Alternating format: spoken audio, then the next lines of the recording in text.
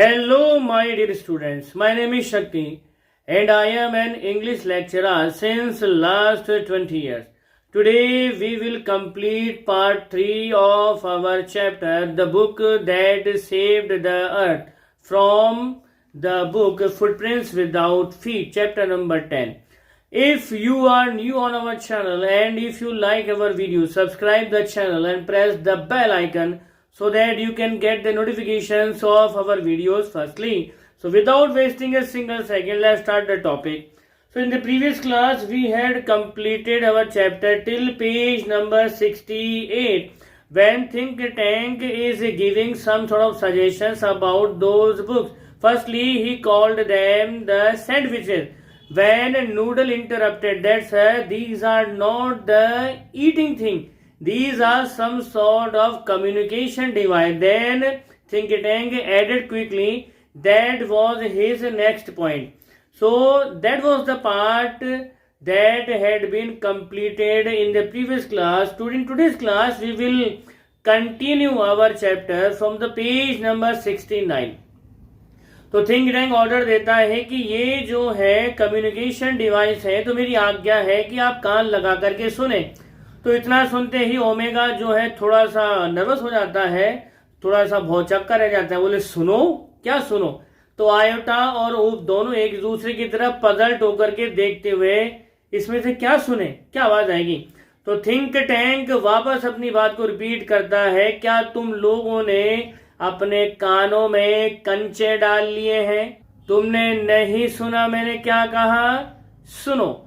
तो ओमेगा बोलते सर आप टेंशन ना लें, अभी हम आपके ऑर्डर को फॉलो करते हैं, आप टेंशन ना लें। तो they each take 2 books from the case.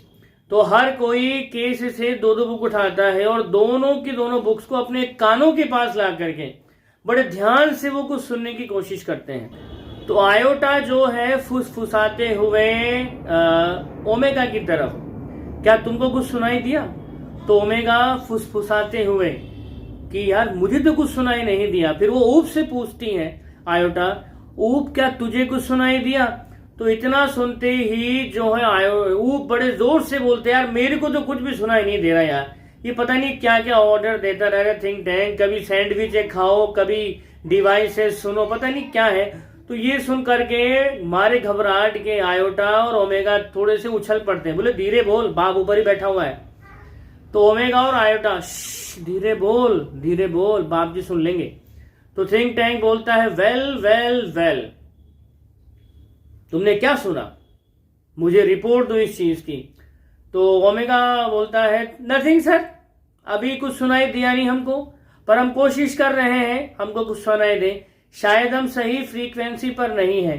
तो आयोटा बोलता है सर मुझे भी कुछ सुनाई नहीं दिया है, शायद धरतीवासियों के हमसे ज्यादा बेहतर कान हैं, तो हमें तो सुनाई दे नहीं रहा, पता नहीं क्या आवाजें आती है इसके अंदर से। तो ऊप भी बोलता है हाँ सर मुझे भी कोई आवाज आ नहीं रही इसके अंदर से, शायद ये वो सैंडविचेस हैं जो आवाज नहीं करते हैं, मुझे ऐसा लगता है। तो थिंक टैंक ये सुनते ही चिढ़ जाता है और बोलता है तुम में से किसने ये कहने की गुस्ताखी करी कि महान और सबसे बुद्धिमान शक्तिशाली थिंक टैंक का सजेशन गलत है, कि ये कम्युनिकेशन वाले सैंडविचेस हैं? तुम ऐसा कहना चाहते हो कि थिंक टैंक ने गलती कर दी है? तो ओमेगा अरे नहीं सर, नहीं, आप गलत ना समझे, दिल पे ना ले सर, आप एक तो बहुत जल्दी दिल पे ले लेते हो यार, आप दिल पे ना लो। बेचारा ऊप है, थोड़ा सा नर्वस है, घबराया हुआ है, नई जगह पर आया है, तो मुंह से निकल गया, आप दिल पे ना लिया करो। ऊप के कहने का ऐसा मतलब नहीं था आप गलत, अरे आप गलत हो ही नहीं सकते, आप तो तोप हो, मार्स की होप हो, आप कैसे गलत हो सकते हो? तो दिल पे ना ले। तो नूडल फिर जो है अपनी बात को आगे बढ़ाता है, बोले महान और शक्तिशाली इस ब्रह्मांड में सबसे बुद्धिमानी थिंक टैंक जी, अगर आप मुझे थोड़ी परमिशन दें तो उसके दिमाग में, नूडल के दिमाग में दोबारा से एक इनसिग्निफिकेंट डेटा जो है तैर रहा है, हालांकि वो किसी काम का है नहीं, ऐसा लगता है आपके हिसाब से उसको, लेकिन फिर भी अगर आपकी परमिशन हो तो वो जो है उसे आपके सामने कहे। तो थिंक टैंक बोलता है वैसे भी तुम्हारे दिमाग में आने वाले विचार और आइडिया दो कौड़ी के होते हैं, काम के तो होते नहीं, यूजलेस होते हैं, लेकिन फिर भी बको, पता नहीं क्या आया है अब की बार, कौन सी बकवास चित्र दिमाग में, चल बक। तो नूडल बोलता है कि सर मुझे ऐसा लगता है कि अर्थलिंग इन सैंडविचेस से सुनते नहीं है। फर्स्ट ऑफ ऑल तो सैंडविच था ही नहीं, कम्युनिकेशन सैंडविच तो बिल्कुल नहीं था, और ये सुनने के काम तो बिल्कुल नहीं आता। लेकिन ये जो है एक्चुअली मैंने सर्वेस की जो फिल्म मैंने देखी थी उसी के बेस पर बात आगे बता रहा हूं मैं, कि दरअसल ये जो अर्थलिंक्स हैं इसको ओपन करते हैं, उसके बाद उसमें कुछ देखते हैं, कुछ ऑब्जर्व करते हैं। तो थिंक टैंक बिल्कुल सही कहा, यही मेरा अगला पॉइंट था। मार्शियंस, माई space prop, sandwich cancel, communication sandwich cancel. अब जो मैं तुमको कहने जा रहा हूं, मेरे दिमाग से एक बहुत ही यूनिक और शक्तिशाली आइडिया आया है इस चीज को लेकर के, कि ये जो है किसी तरह की ऐसी चीज है जिसमें अर्थलिंग देखते हैं और कुछ ऑब्जर्व करते हैं। ठीक है, ये मेरे दिमाग में आया, ये बोलता है थिंक टैंक। तो नूडल बेचारा खड़ा खड़ा मन मार करके, हाँ भाई तेरे दिमाग में आते हैं सारे ऐसे आइडियाज, तो हम तो घास छील रहे हैं यहाँ पर, लेकिन बोले तो बोले क्या, मार्स का भाई साहब रूलर है वो। तो थिंक टैंक बोलता है बिल्कुल सही कहा, मेरा अगला पॉइंट यही था, और मैं उस स्पेस प्रॉप के जो मेंबर्स हैं उनको क्लैरिफाई कर दूं कि ये है क्या। तो कैप्टन ओमेगा जो वो सैंडविचेस हैं वो जो है कानों के कम्युनिकेशन के लिए नहीं है, ये आई कम्युनिकेशन के लिए है। तो कैप्टन ओमेगा वो जो सामने कलरफुल सा सैंडविच दिखाई दे रहा है ना, वो उसको जरा उठाना, मुझे ऐसा लगता है कि ये इन अर्थलिंग्स के लिए कुछ ज्यादा ही इंपॉर्टेंट है, जरा उसको ऑब्जर्व करो और देखो उसके अंदर है क्या। तो ओमेगा जो है मदर गूस बुक को उठा लेता है और उसको अपने हाथ में ले लेता है। तो स्टेज पर जो ये एक्ट चल रहा था उसमें जो भी इस को परफॉर्म कर रहा था वो मदर गूस को कुछ ऐसे पकड़ता है ताकि ऑडियंस जो है इसके कवर को देख सके, इसके टाइटल को देख सके। तो आयोटा जो है भी उसको देखता है और ऊप भी जो है उस बुक को देखता है। अब आगे का सीन देखिए, आगे क्या होता है। तो ओमेगा आगे अपनी बात को आगे बढ़ाते बोलता है कि it appears to contain pictures of earthling, कि श्रीमान इसके अंदर तो अर्थलिंग्स के जो पिक्चर्स हैं उनकी फोटोज दी गई हैं। तो तभी आयोटा बीच में इंटरप्ट करती है कि सर मुझे ऐसा लगता है कि ये जो लिखा हुआ है यहाँ पर इसमें किसी किस्म का कोई कोड है। जैसे ही लेफ्टिनेंट आयोटा ने कोड बोला, अचानक से जो है थिंक टैंक बहुत ज्यादा डीपली और शार्पली इंटरेस्टेड हो गया। तुमने क्या कहा? कोड? कोड है इसमें? तो वो बोलता है कि लेफ्टिनेंट आयोटा जब कहती कि सर इसमें किसी किस्म का कोई कोड है, तो बहुत ज्यादा कीनर हो गया थिंक टैंक इसके अंदर। तो ऊब अपनी बात को आगे बढ़ाते बोलता है कि सर इसमें छोटी छोटी लाइनें हैं, डॉट्स हैं, स्क्विगल्स हैं और थाउजेंड्स की तादाद में है, बगल में छोटी छोटी पिक्चर्स लगी हुई है। तो ये क्या है, मेरे समझ में नहीं आ रहा क्या चीजें हैं। तो थिंक टैंक ये सुनकर के बोलता है कि जितना प्रिमिटिव हमने अर्थलिंक्स को समझा था उतने प्रिमिटिव ये है नहीं।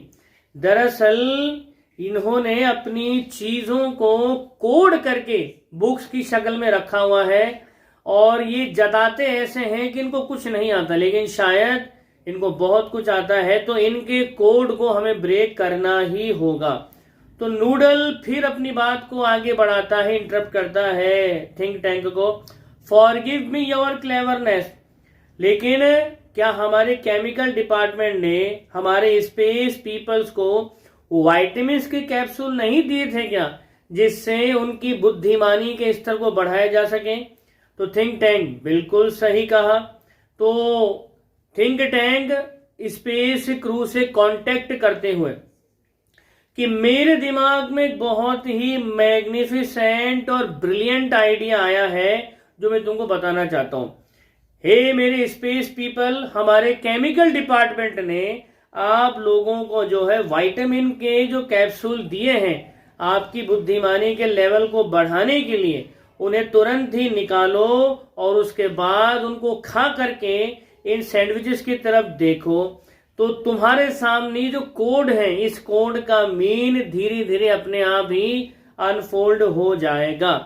तो इतना सुनते ही जो कैप्टन ओमेगा है बोलता है, it shall be done sir, don't worry. तो उन्होंने जो है कैप्टन ओमेगा ने सबको एक साथ खड़ा किया और ऑर्डर दिया, रिमूव विटामिन। सबने विटामिन के कैप्सूल निकाल लिए।